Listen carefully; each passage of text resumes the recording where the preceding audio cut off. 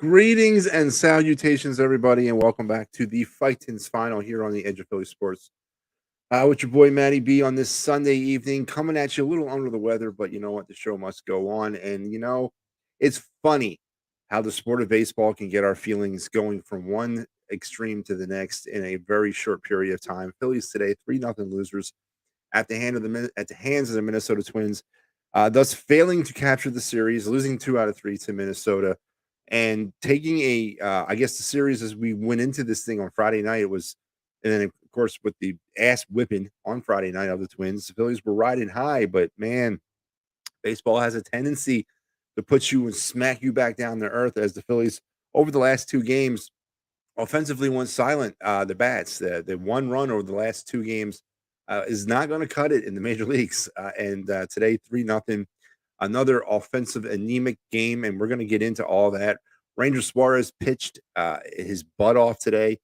6 innings, 6 very strong innings, struck out 8. Got absolutely no help offensively. And you know what? We're going to address the umpires. I'm going to get into that here in a minute, but just not really enough anywhere near offensively what the Phillies needed to do. After scoring 13 runs on Friday, they muster 1 run for the rest of the series, and that's the reason why they're 3-0 losers today and have lost the series to the Twins. And now they'll head into their day off, kind of pondering what if and what would have been and what could have been. And when you're in this part of the season, when you're in this stretch run of the season, I said this Friday night, every game counts. Every single game counts, and the Phillies cannot afford to drop series to a Twins team. It's not great. I mean, they're not horrible, but they're beatable. And the Phillies just really did not do anything to help themselves out this weekend at all. And we're gonna again. I'm chomping at the bit to get into this umpire thing, but yeah, it's not enough when you only scored 1 run over the course of 2 games. So Phillies 3-0 losers tonight, and or today at the bank, and thus putting a damper on alumni weekend too. So it's pretty bad. Walter chiming in. Sorry about the ump messed up that 1 inning. Took at least 1 run away. Walter, let me ask you this. Okay, Walter, you're gonna force my hand with the umpires. Let's do it right now. First of all, has anybody out there stood behind a catcher facing a pitcher that throws 100 miles an hour? And anybody out there? And I'm gonna raise my hand because I have. All right. I'm not sitting here telling you that that makes you less of a person, and everybody volunteers to do the job and whatnot. I've looked at both pitches. Yes, the pitch to Alec Bohm is on the inside corner. Too damn close to take, Walter. It's the major leagues, all right? It's Major League Baseball. You hear it in every level of baseball. You got to protect with 2 strikes, kid. Come on, kid, protect. You got a 2-strike count, kid. Protect, protect, protect, because the umpire is going to call it. I would have called that pitch 1,000 times out of 1,000. It was on the inside corner. I don't care what stat track tells me. What I can see with my eyes with a pitch that's coming in at 87 to 95 miles an hour is that thing is right on the inside or on the outside or inside corner of the outer edge of the plate. The plate is 27 inches long to include the black part. So guess what, Walter? I love you, brother, and I love you for chiming in. But don't get me started tonight. And I'll go down the umpire rabbit hole with anybody. That was a strike. It was too close to take. Alec Bohm knew it, and that's why he was so damn frustrated. That's why he was frustrated, because he knew in his mind as the ball was coming across the plate that close inside, he's got a 50-50 shot of either getting rung up or getting a walk. And obviously when he got rung up, it sent him over the edge. And that's where you have it. I'm not sitting here telling you umpires are perfect. I'm not. They're human beings. And don't give me robo-ump either, because you guys, you know what robo-ump is, right? It's not a robot standing behind the bases. It's an umpire with an earwig, and then a batter's going to get a challenge to challenge a ball on a strike. That's what robo-ump is. It has nothing to do with no robot. C-3PO is not coming out to call balls and strikes for Major League Baseball in the future. It's not happening. All right. It's going to be a human being. It's going to be handled much like it's being handled as instant replay. Each team's going to get, I don't know how it's going to be. I think it's a challenge per batter. I don't know what the procedure is going to be, but that's what robo-ump is. And let me tell you, that was too close to take. Ask anybody out there. That ball was too damn close to take. I support the umpire on that. I 100% support him on that decision. You hear it all the time. You got to protect, kid, with 2 strikes. You got to protect. Alec Bohm wasn't protecting. Alec Bohm was praying to Christ he would get a ball. He would get a walk in a pitch that could have went either way, and it went against them. So, Walter, I'm not on board with you on this one. The umpire did his job in my book, and I applaud the umpire. Yes, I applaud him. But back to the game. Let's get into the scoring. Let's get into what happened today at the bank. There was not much scoring on the Phillies side of things, but Jordan Luplow, who had a pretty auspicious weekend, gave up the very first home run to Johan Rojas back on Friday night when he was pitching mop-up duty. He got scoring going for the Twins in the first inning with a 1-0 solo shot. Polanco would reach on an infield single in the third, knocking in Julian to make it 2-0 in the third. And then in the ninth, Polanco would single in Julian to make it 3-0. And that is it. That's all the scoring that was done today by either team, as the Twins found themselves 3-0 winners over the Phillies. And before I get too deeper into this, let's bring on a man who had a very unique vantage point of today's game. EOP's own Big Al, who was down there at the bank covering the game. Al, congratulations. I know I texted you a few minutes ago saying that I was not feeling well. I couldn't go on the air, but I wasn't going to leave you hanging here, man. So here I am. No, I was actually preparing to just get things together. So But I didn't how want you how to. was it, Al? How was covering the game today? I mean, listen, first time in the press box is amazing. That's cool. Even though the game itself wasn't the most exciting and fun, but it was cool because it was alumni weekend. They were honoring the 83 and 93 team, so got to see some guys that I've met in the past before, and got to meet a lot of new guys. Had a nice chat with Larry Anderson because we were talking about his cool New Jersey with the split of the 80 and 90 jersey, which was really cool. But it was a little bit of a letdown, but at the same time, I keep telling myself these guys just got off a 17 game streak here, and now I know they had a day off because of rain, but they also had to do a double header, so in my eyes that doesn't count. But it was a little lackluster over the last, only scoring one run in two games after just shellacking them on Friday night, and all the amazing stuff we saw against the Nationals. I mean, to me, that's not a testament to what this team is. It's just a testament to this team needs a rest. Yeah, I mean, no, that was the kind of the takeaway I had. I was thinking that very same thought, driving home from work today. I definitely thought that same thing. We're about 7 minutes into the show, and I kind of just had an opportunity to recap basically everything you just said. And Mhm. I got Walter coming in on the top ropes with an umpire question, and I know Mhm. it's a tough day today to be supporting the men in blue, and I get that. And Yeah. let's get in. Let's address the elephant in the room. Let's talk about the Alec Bohm strikeout there first. The situation was in the seventh inning, I believe it was. Alec Bohm had bases loaded. Bryce Harper coming up on deck. Two outs, and then of course takes a 3-2 inside fastball. And to me, Al, and I'm speaking. I'm not gonna lie. I'm speaking jaded. I'm not gonna Mhm. lie. To me, it was too close to take. Part and partial to the umps. It's okay. Yeah, It's yeah, I'm very understandable. proud to be honest, but I think it was too close to take out. So, and I know what StatTrack tells me, and I get all that, but too close to take. You hear it all the time when you're batting with two strikes. You got to protect. You got to protect. Alec Bohm wasn't protecting. Alec Bohm was praying to God that he got a call, and to me, Mhm. that's not what you do in that situation at the major league level with bases loaded. Yeah, I mean, listen, you can look at it either way, and I agree with you, but at the same time, that was way inside. And like Not I No, it said, was not way inside. It was on the when inside when edge. you It was on when you the have inside when you edge. have a half a ball's worth of now the Harper one, I'll agree that was very close because I was like right on the corner there, like just touching the tip of the corner. But there was a half a ball gap between the lines, at least on the stat track. That's what I saw. On the lines, and from my vantage point, it looked very much inside. Now, again, I'm standing up behind the Diamond Club, right where the press box is, so I can't say I have the best view from my vantage point. And that stat track, that one was a walk. Do you like I said, if he calls it for what it was and what it seemed to be, because if the robo ump thing was involved where they could challenge that call and then stat track would have called it a ball, and then they would have got the one run and bases would have stayed loaded, and Harper would have been up, and God knows where that could be. But Yeah. this is sports in a nutshell. I mean, how many teams can go back? And I mean, the New Orleans Saints still haven't let go of that whole holding call, holding at the best, that would have sent them to the Super Bowl that year. Dallas Cowboys still think they got robbed by that catch no catch with Des Bryant. So I mean, if this was Game 7 of the World Series, that's that's where I would start pounding my chest. I'm not going to go on a witch hunt for umps.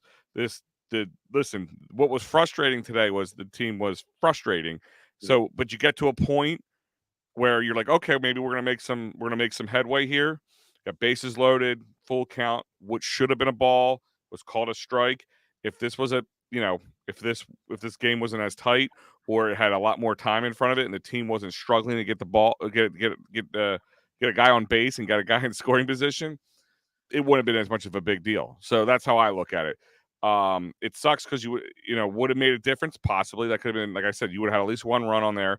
You would have the deficit at that time cut in half. And then you would have been able to say, all right, well, with Bryce Harper with bases loaded, I feel my chances are good. But they're not. That's not definite. That's not like that was a winning run. They still would have been down, and nothing says Bryce Harper was going to get up there and score another run or two. No, So that's absolutely. how I look at it. And when I was doing my post game, I know I sent you some stuff, and if you need me to, I could probably pull it. But no, it's up there now. We'll play it. yeah, but when Tomper was being asked at the end of the game, because he was thrown out, in the 8th inning, he at the end of the game, they asked the same exact question, and he said, "Listen, yeah, it could have made a difference. Maybe could have, should have, would have, but." He goes, we left some opportunities. And a good question was asked of following that when somebody said, well, does it change their batting approach? Like, does it change the aggressiveness of the batter because of they know the strike zone is, much wider or something like that? And he kind of said, yeah, maybe something. Like, he never really said there was a bad question. He never said it was a bad point or good point. But I think his no answer is the answer to the fact is, yeah, it changes your stance at the plate. These guys were up there frustrated. You named this the Phillies frustrating loss. I think you should have named it frustrated Phillies loss. I think you just got the words out of order, which frustrated us. I mean, I can tell you right now, and even Tomper said during that interview, he said, I would never want to be an ump. It is the hardest job in the world. The guy was he was a, what was that? He was a call-up. He was a replacement. He was a call-up. They needed him to come up from the minors to replace a guy that was on the crew. I guess he had, I don't know, got ill or whatever, but he was a replacement. Yeah. And people were asking him, should he have been able to do that? And who are they to say he can't? So absolutely, it was a perfect storm of between being frustrated for not being able to score a run over 2 games. And in a hot moment, listen, this guy probably made a mistake, but like you, me, and everybody else, umps are human. And mistakes are going to happen. So I'm not going to call for somebody's head. Was I pissed off? Sure. Everybody's pissed off. There was 40,000+ people chanting "screw you, ump" or something along those lines. Ump, you kind of suck. comes with the territory. Yeah, ump, you suck, or whatever it was. But and you could actually even see the frustration of the ump a little bit when he was calling his strikes and balls a little bit after that.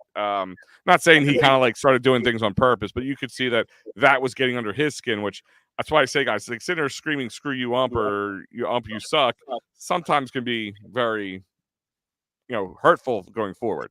Counterproductive, it can be. Yeah. Here's that video right now. It's courtesy of Big Al, who was there at the game today. Call and slams the bat, slams the helmet. But I mean, you've seen players get ejected before for the equipment violations. Is that something that you guys talk about? Like, hey, there's a way to do this and control it without, doing that? Oh, sure, but this is an emotional game and at an emotional moment. So some guys, sometimes people just, lose their poise. And although you shouldn't, it happens.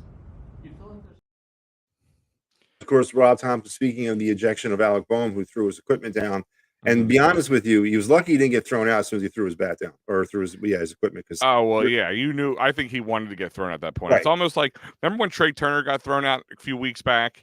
And I said that to you. I think Trey Turner wanted to get thrown out. I think he was frustrated at that point, not for different frustrating reasons, but he was still frustrated nonetheless.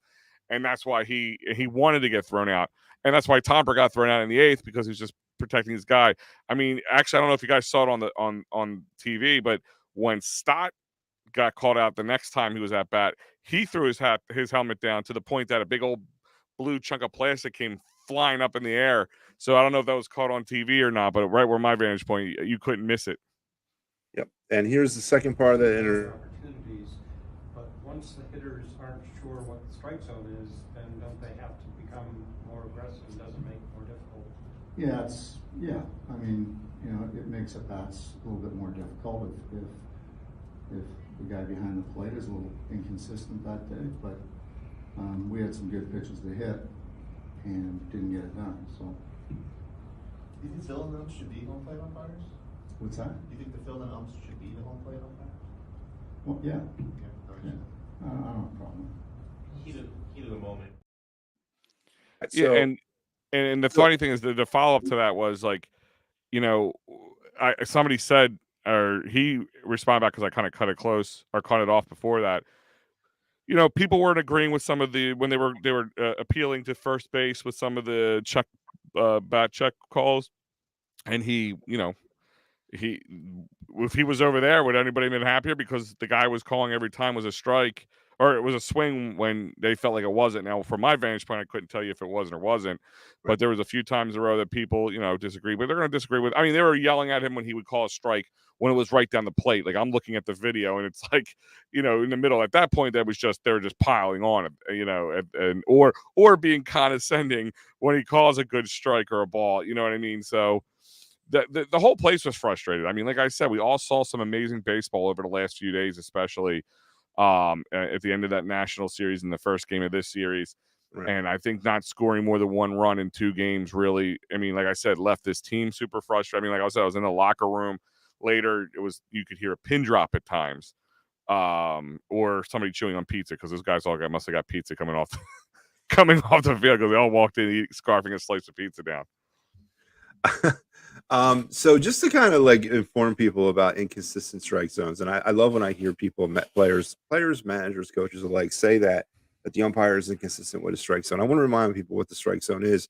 It's from the hollow part of your knee, which is the lower part of your knee, up to the numbers, right below the hands. Okay, and then it's that 27-inch. I think it's more than 27 inches of the plate to include the black of the plate. That is the strike zone. Anything in there, if you have a pitcher or an umpire that's working the inside corner, or a pitcher more specifically that's working the inside corner, you're supposed to be given that strike. The outside corner is supposed to be given that strike. There is no inconsistent strike zone, in my opinion. The strike zone is the strike zone, and I get it. There are umpires out there that stick to a certain strike, and I understand that. But there is no there. It's the strike zone is a strike zone. It's not up for consistency debate or not. No, but I think when people, it's like kind of like when you used to say when people call it a pitch clock or a pitch timer. Yeah. I think an inconsistent strike zone is more like a fluctuating strike zone should maybe be the term, because like it just seems to be certain times they're calling, like when a ball is called a strike and a ball is called a ball in the same game in the same spot almost. That's to me what an inconsistent strike zone is. Yeah. Just listen, like a guy, like any baseball player could have a day off where they're swinging at nothing, or they're booting balls when they're trying to field it. I think an ump can have that problem too. Like I said, I think the game itself was frustrating. He became the devil we needed versus yelling and screaming at the team. David chimes in with, it's not just the one call. It's been all weekend at the plate and at first base. Whatever. Right? There's been some questionable calls. But David, let me ask you this: what else has been going on this weekend?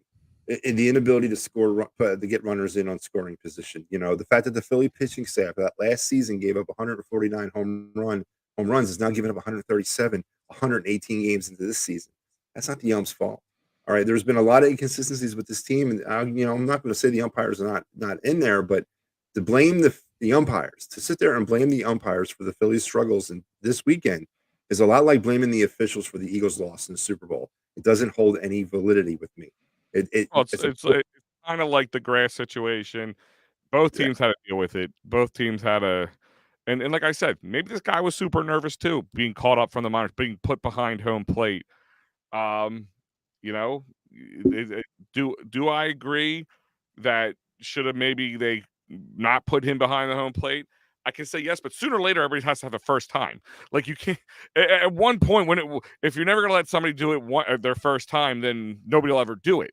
There has to be a first time somewhere. So, unfortunately, let's play devil's advocate for a second. If this was because, say, a lot of these missed opportunities because the guy was nervous and fresh behind the plate for the major leagues, and making some questionable calls, do you get on top of a player who first comes up for the first time and just swings at anything because he's just so nervous and anxiety filled? I mean, Yeah, and the pathway to these. So again, just a little myth busting.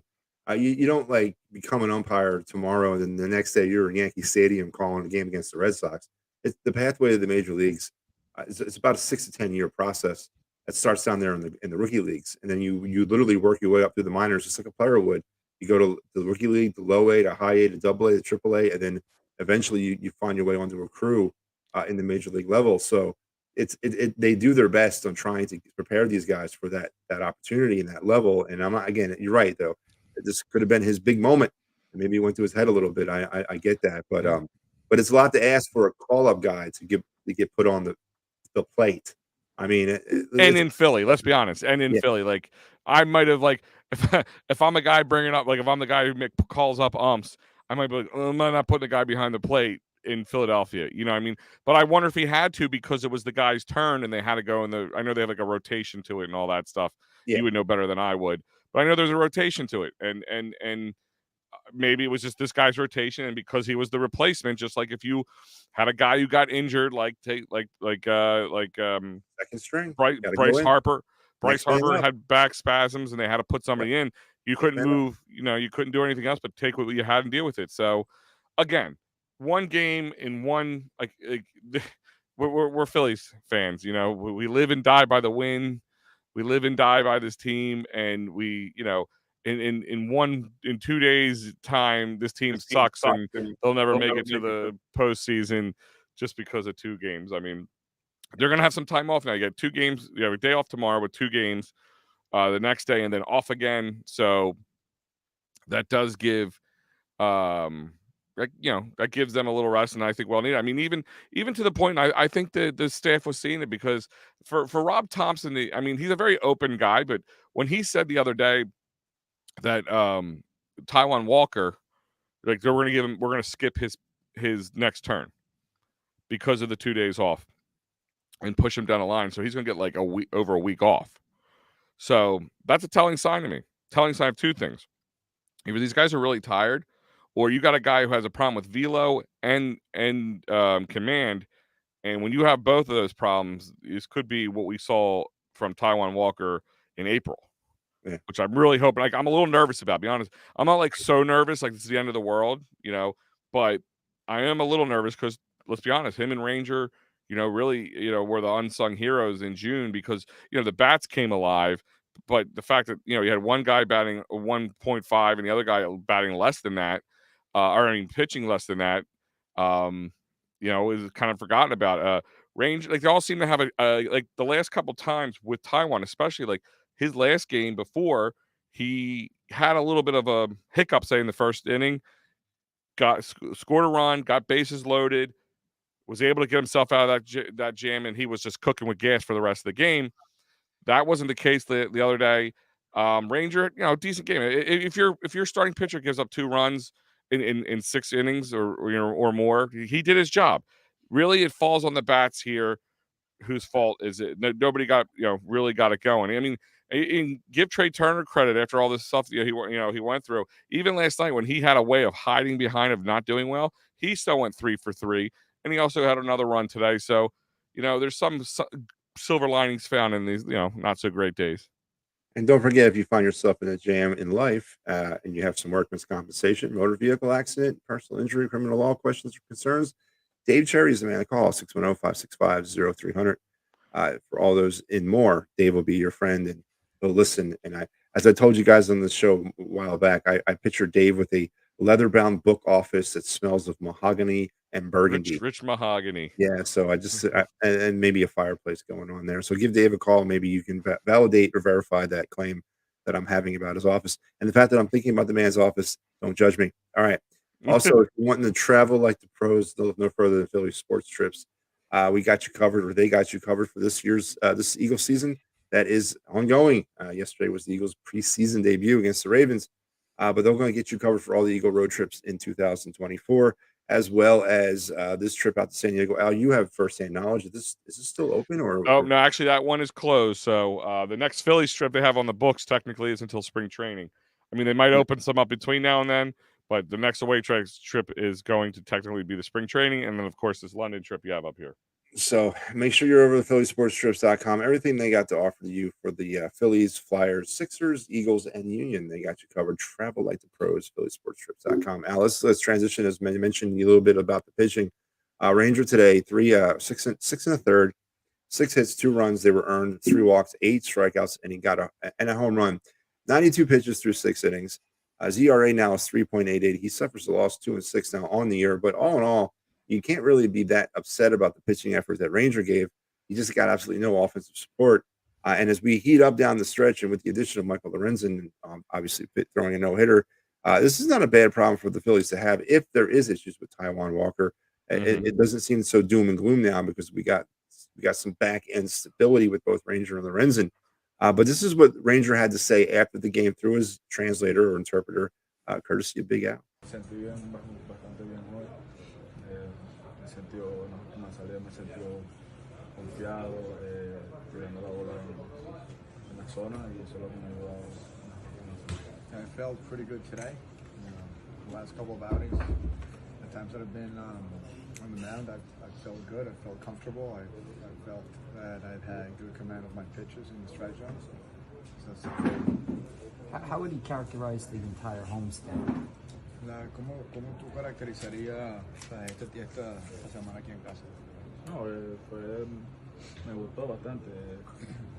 El equipo tenemos buena química, siempre a nuestro 100%. Algunos días las cosas no nos salen, pero es como el béisbol. O sea, algunos días vamos a estar, perdemos, otros días vamos a ganar, pero lo seguro es que siempre damos el 100% nosotros. I thought it was a pretty good homestand. We didn't get the results we wanted in every single game, but that's baseball. But overall, I thought we showed good chemistry. We showed that every time we take the field, we give our 100%. Does he think he's benefited from some of the extra rest, the sixth man? ¿Sientes que a ti te beneficia el descanso adicional que tienes por ser 6 abridores ahora? Sí, mira, cuando tienes un día extra, obviamente al final de temporada te cae mucho más.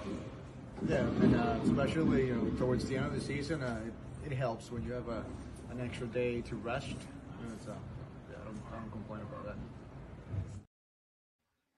All right, Al, what's your take on Rangers outing today? I mean, listen, when you pitch a good game like that, I think you're going to be down a little bit when you can't get the W. Especially, I mean, listen, you're human. If you're not getting the run support that you would hope from your team that's built to bash their way out of problems, But I mean, he had a good game today. He, let up about 6 hits over the 6 innings. That one home run in the beginning, and then that one they marked it as a hit. I wrote it down in my book as a hit, but I put next to it asterisk. That was a playable ball in my hand. I think Bohm kind of just misplayed it a little bit. So could have been another reason there was a little frustration from Bohm as well. He just wasn't 100% on his game tonight and was mad at himself as much as, he finally thought he caught a break and he caught something else. Yeah, listen, I have to tell you that I've been pleasantly surprised how Rangers really kind of kickstarted the season. I mean, obviously getting hurt in spring training and then delaying his start of the season and then really kind of like just being kind of stuck in fourth gear for the first part of the season. Then he got really hot and then he kind of dipped again. Now he's kind of rounding back in the form. It's definitely a good problem to have when you have some stability back there in that fifth. And especially going forward and into next season, I'm already looking at next year. What's this rotation going to look like next year with, no Andrew Painter, potentially no Aaron Nola. I'm not saying you're going to elevate Ranger within the rotation, but to have some competent back end pieces like Ranger and Lorenzen right now, you really can't speak enough about that, right? Yeah, no, I mean, even Taijuan Walker, I mean, outside of him just having a complete implosion for the rest of the year, I mean, you're looking good for the next few years in this sense. I mean, you're also on Wheeler's last year next year, too. So that means he's going to come off the books, and you might still – I think Lorenzen's on – we got 2 years with him? No, he's a free agent. Oh, is he a free agent? Okay. I mean, you might be able to sign him. I don't know. It depends on how much he's going to go for. Maybe this might have hurt us a little bit if he with this no hitter might have just raised his stock a lot. But we'll find out. All right, so let's look around real quick on this line score with the Phillies, and we're going to get into some Major League Baseball scores. But for the day, Phillies no runs, 5 hits, no errors. Twins 3 runs, 10 hits, and no errors. Some notable offensive productivity for the Phillies. Kyle Schwarber today 0 for 3. He did have a walk and a strikeout. Batting average now down to that ripe 182. And it really kind of reads like this throughout the entire lineup. Bohm 1 for 4. Sosa 0 for 3. Or I'm sorry, 0 for 0. Never got a bat. Harper 0 for 3 and ejected. Castellanos 0 for 4, 2 strikeouts. Stott. It just goes on and on like that. Phillies struck out for a total of 11 times today versus striking out 8. Twins, just not good. Just not a good offensive day today or yesterday. And also, don't forget, Rojas was hit twice. Yeah, he got hit twice. But when we were leaving the press conference with Tomper, he said they were checking him out, but they think he's going to be okay. That's definitely good news with Brandon Marsh still on the mend. For the Twins, Sonny Gray, the much maligned veteran Sonny Gray, 6-5 now on the season. 6 strong, dominant innings from him. 2 hits, no runs, 3 walks, 7 strikeouts.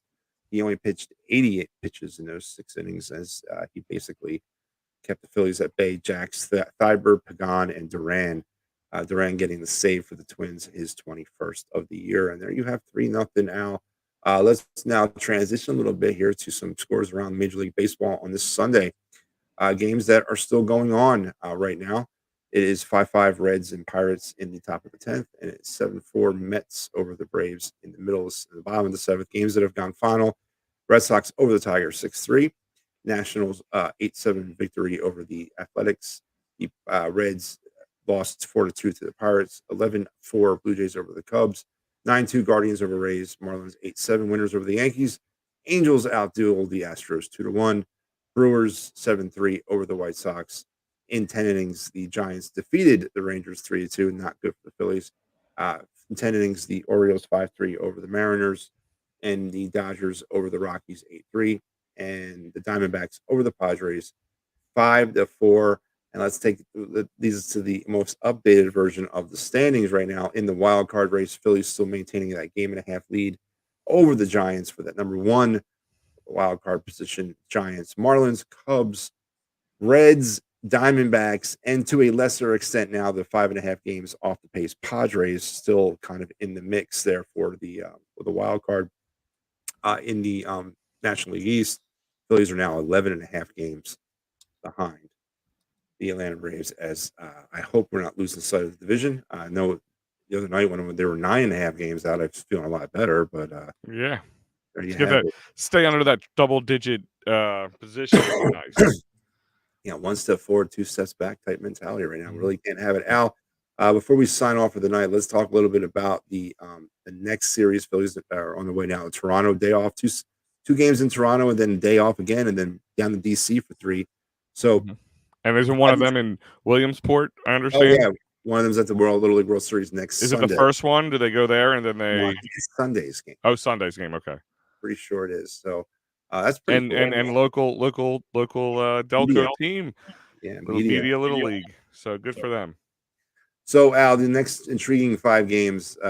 We got to look forward. We can't look back. We got 5 games now for the week. 5 games that I could see them going 2-3 or 3-2. What is the best outcome for the Phillies this week? Is we got to keep winning those games that we can win. The Blue Jays are a good team. Nationals are not. What do you see this week shaping up for the Phillies? Well, let's hope they don't fall into bad habits of playing down to bad teams and playing up to good teams, because there's two good team games and 3 bad team games. So, but I think I hate to be cliche, but kind of take Tomper's like 1 game at a time thought process. Look who you have, take that matchup, take that with game 1, and then go for game 2 and 3 and 4 and 5 following that. They kind of have to play the season that way.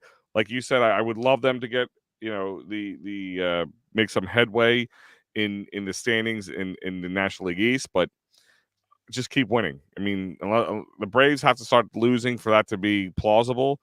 Because you can win as many games you want, but if the Braves keep pace with you, it's gonna stay the same. But just keep winning what you can win another series. Don't split.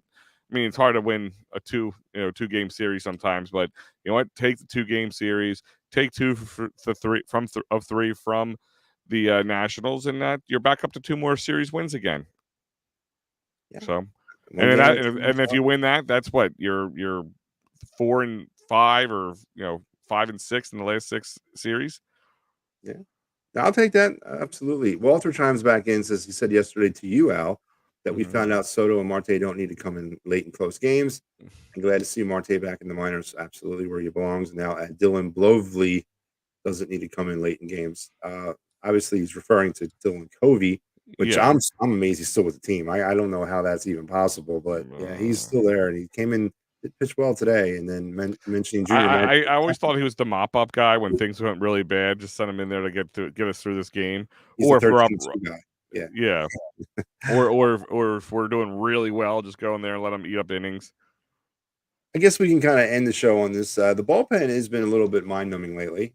We got Alvarado still kind of dealing with his injury, Sir Anthony's problems, and now you're having some issues with Greg Soto, who really has not really found his footing at all this year. He's comes in for about 4 or 5 straight games, then he's just garbage for about the next 7 or 8. Is there any concern with you, Al, about this bullpen going down the stretch and, of course, into the playoffs? Alvarado is just a question mark because it just seems like this has kind of been lingering. I mean, his second injury this season.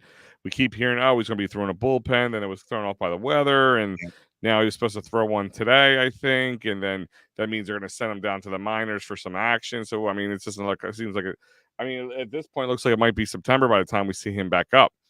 But is it going to be the guy that we've seen in the past? Is he going to be the guy that we know him to be? That lies the question. Is Sir Anthony Dominguez going to be more consistent? Maybe what did Walter say? They sent Marte back down. Well, maybe they'll bring him back up, and the same thing will happen. What happened before? He comes up and he looks really stellar. But the bullpen has had injuries. Craig Kimbrell's blown a couple saves. Or blowing a couple opportunities to keep the game in hand in front of us. So yeah, a little inconsistency there. I'm not 100% worried about it, but I can't say I'm not thinking about it. Yeah, me either. It definitely is in the back of my mind, and we're gonna end on Matty B's stat sheet stat of the night. And I mentioned this just a few minutes ago in the show. Right now, the Phillies through this season have hit 137 home runs, and they've given up 137 home runs at this point, 118 games in. But last year, as I mentioned, this Phillies pitching staff gave up 146 home runs total. So we're closing in on that mark. Not really liking the home runs have been an issue all season with this pitching staff, and it's something that the team's got to get under control. Aaron Nola's had just a bugaboo of time with 28 home runs, something like that, 27 home runs he's given up this year. But what is your take on the Phillies and their inability to keep the ball in the yard as a pitching staff in 2023? I mean, that's been the reason that they are, as far behind the Braves as they are, is a big reason, I should say. Yeah. I mean, a rough start in the season, let's call that for what it is, not forget about that. But even when they're playing well, the times they have bad games or keep teams in games, it's because of the long ball. Luckily, the long ball hasn't been too many more than single, solo shots.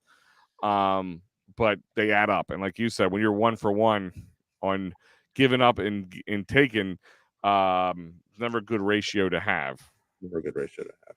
But you know what a good ratio is to have, and that's Sherry's Tickets Town. That's right. If you guys are out there looking for those sports, concert, and theater tickets that are hard to come by, look no further than Sherry's Ticket Town at www.sherrystickets.com. Family owned and operated since 1946. Save an additional 10% when you enter the promo code EOP10. And last but certainly not least, Dolan's Bar down there on 24 East Sellers Ave, Ridley Park, for Quizzo music, great times, memorabilia giveaway, and you never know who might walk through the door. Go ahead and check out Dolan's. Give PJ and the group a hey from old Matty B here in the Phightins final. So, Al, again, congratulations on today. I'm obviously a big feather in our cap as a network, getting the opportunity to get down there and be in the press box. Real quick, Al, tell us about your day. How did it take me from what parking lot you went into and what the process was to get you upstairs? Well, I parked in the media lot and the P lot, so that's right across there. Did you have cred sent to you or something in order to get you into that lot, or how did you get in there? You have to get, pass through your credentials to get in there. Yeah.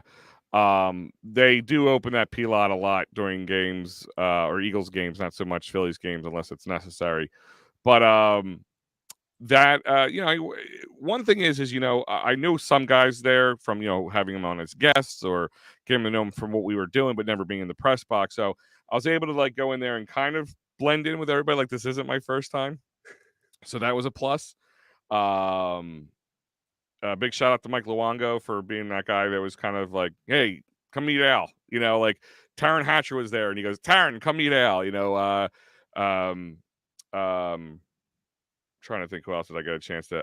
Rob Ellis was there, and I've gotten to know Rob Ellis over the years. So he's like, oh, I know this Delco guy because Rob is also a Delco guy from Upper Darby.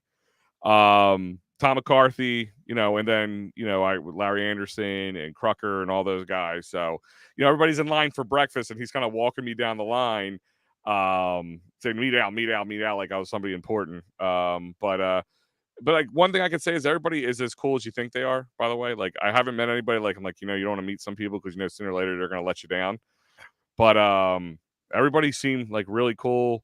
From like all the guys you see on TV, all the guys you hear on the radio, from all the way from from Tony Tony Two Scoops they call him, is the guy who slings the ice cream and the water ice in the cafeteria there.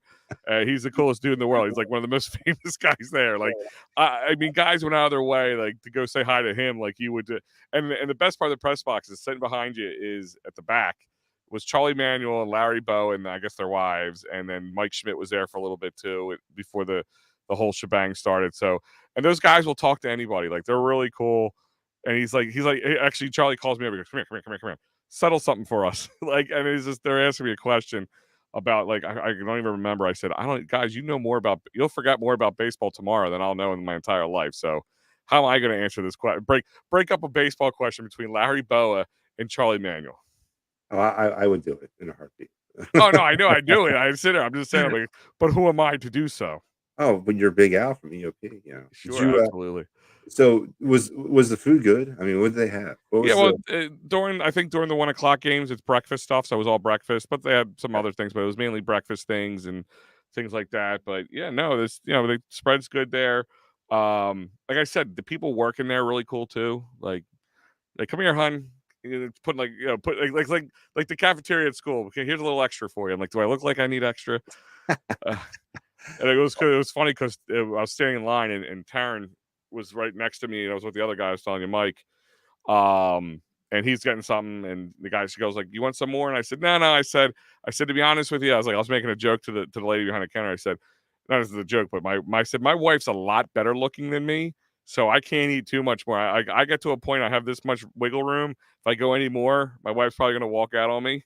And Taryn's sitting here giggling at me like because the girl was taking me serious. I'm like, all right, I'm just kidding a little bit about that. Well, again, as I said, it's a huge feather in our cap. Finally getting the recognition that we deserve, and that's because of all the hard work. And people like you, Pat Bernard, Mike, Joey, and everybody else down here at the OP. So it's great. Onward and upwards. I'll be back down there the 29th. All right. I was going to be back there another next week, but my son goes off to college, so I have to go take care of that. For the rest of us here at the Phightins Final, don't forget tomorrow is the day off, but we'll be back on Tuesday night. I believe it's me, actually. I'll be back here with you, taking you through the first game of the Blue Jays series. Until we talk again, I am Matty B, along with Mr. Big Al. We will talk again next week. Go Phillies.